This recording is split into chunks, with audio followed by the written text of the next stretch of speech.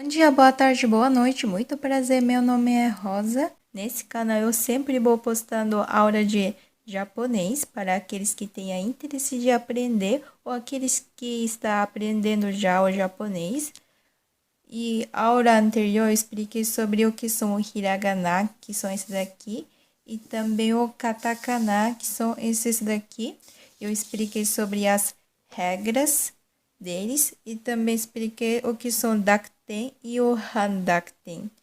E hoje, a vídeo de aula hoje vai ser a continuação dele, que eu vou explicando sobre o que são Yoon e o Sokun. Então, quem não assistiu sobre o que são Hiragana e Katakana e também que tenha alguma dificuldade sobre isso e também que tenha dificuldade sobre o Dakten e o Handakten, eu recomendo bastante vocês assistir primeiro esse vídeo que está na descrição desse canal, desse vídeo. Então, vai lá assistir primeiro para tirar algumas dúvidas. Aí depois volta aqui que eu vou explicando sobre os Yoon e Sokun. Então, vamos mostrar? Yoon, ele vai ser utilizada com essas letras que é o Ya, Yu, Yo, tanto a letra hiragana e do Ya, Yu, Yo, do tanto a letra katakana. Essas três letras, ele vai ser utilizada depois daqueles letras que termina com I, que são esses daqui, da segunda fileira, que é do Ki, Shi, Chi, Ni, Hi, Mi, Ri. E aqui do katakana também. Esse do três letras, ele vai ser utilizado depois da segunda letra aqui, que do... Então, seria do Kishichi ni Hi, Mi, Ri. Só que esse do Ya, Yu, Yo, ele vai ser uma letra pequena para ser utilizada. Então, acredito que ficou um pouquinho de dúvida sobre isso. Então, agora eu vou mostrar o exemplo de tanto as palavras japonesas escritas em hiragana e o katakana utilizando yoon e também as palavras português, tanto hiragana e katakana que utilizam yoon. Exemplo de português, como que é utilizada a yoon, eu peguei a letra queijo, que no tanto hiragana, tanto katakana vai ser escrita assim. E pode perceber que aqui tem um tipo de risquinha, tanto no hiragana e tanto no katakana. Ele vai dar no sentido de prolongar o som. Então, como assim? Eu sei que no português, queijo é escrita assim, queijo, mas quando é por exemplo, no dia a dia, quando a gente se pronuncia, muitas vezes queijo a gente pronuncia como queijo e não queijo. Então, eu escrevi assim aqui, queijo, de uma forma que muitas vezes no dia a dia a gente se pronuncia. Então, pode ver que aqui, parte do que, tem dois E.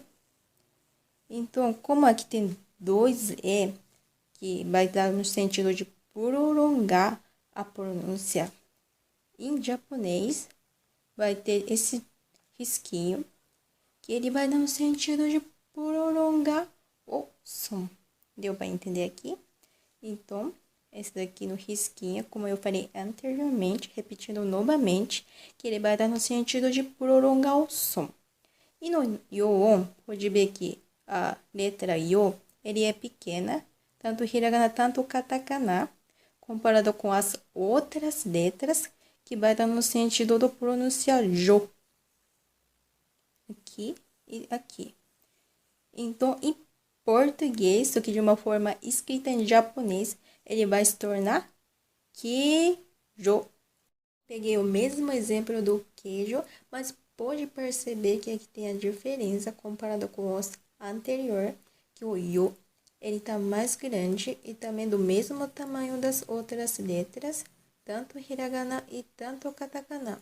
Então, quando vai escrever no mesmo tamanho das outras letras, o que vai acontecer? Que a pronúncia dele vai ficar diferente. Então, aqui do hiragana, tanto hiragana e o tanto katakana, ele vai dar no pronúncia de queijo e não mais queijo. Então, toma cuidado tanto do yoon e sokun para não ficar numa letra do tamanho igual das outras, porque ele pode mudar a pronúncia dele e também muitas vezes o sentido diferente.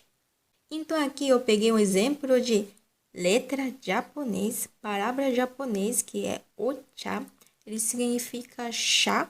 Então aqui pode perceber, igual do exemplo anterior, que esse letra ya está mais pequeno do que outras letras, que ele vai ser sempre depois do outras letras, aqui.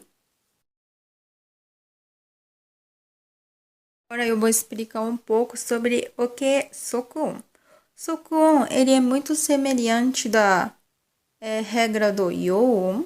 Yoon, lembra que yoon é utilizada principalmente com ya, yu, yo, de uma forma pequena. Depois do filho desse daqui, que sempre termina com i, que é o ki, shi, chi, ni, hi, mi, ri. E quando é sokuon, é utilizada apenas com a letra tsu. Esse letra tsu, ele vai se tornar pequena, igual do yoon.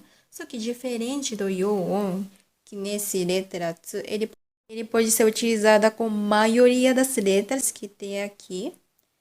Esse daqui, só que tirando o e Então, agora eu vou mostrar o exemplo de como utilizar o letra sokuon. Vou mostrar? Aí também, aqui, pode ser utilizada no katakana também. Então, agora sim, vamos para o exemplo do sokuon. Vamos mostrar? Eu peguei do exemplo do sokuon, nome de cantora brasileira famosa, que é o Anitta. Então, aqui pode perceber do nome dela, que igual do yoon, que o tsu, ele vai se tornar, ele é pequena comparado com as outras letras aqui. Tsu, que ele vai dando como se fosse uma pausa. Então, o nome dela fica Anitta. Não sei se consegue perceber. Imagina que aqui tem como se fosse uma vírgula, por parte do tsu, no meio do ni e no meio do ta. Então, aqui vai ficar ani, aí vai ter uma pausa e tá. Deu para entender aqui? Então, aqui, do mesmo exemplo do nome dela, que é o Anitta, só que a letra tsu, ele vai ser um tamanho igual das outras letras, tanto hiragana e tanto katakana aqui.